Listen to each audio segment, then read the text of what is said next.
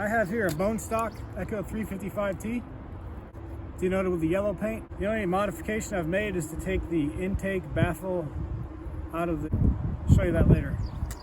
I'm going to take the bar and chain off of this saw and run it on both saws in the same cookie cut test so we can appreciate whether this modification is truly beneficial.